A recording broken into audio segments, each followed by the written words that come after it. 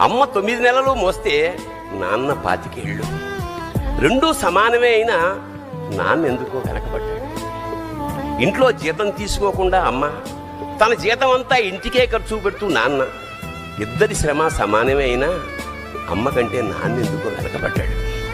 ఏది కావాలంటే అది వడ్డీ పెడుతూ అమ్మ, ఏది కావాలంటే అది కొని పెడుతూ నాన్న, ఇద్దరి ప్రేమ సమానమే అయినా నాన్న ఎందుకో బాగా వెనకబడ్డాడు.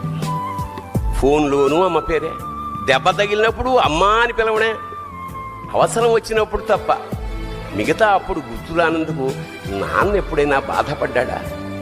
అమ్మకి అన్నో కొన్నో బంగారు నగలు, నాన్నకి బంగారు అంచున్న పట్టు పంచి ఒకటి. నాన్న ఇలా వెనకబడిపోవడానికి కారణం ఆయన మా అందరికీ వెన్నెముక కావడమే.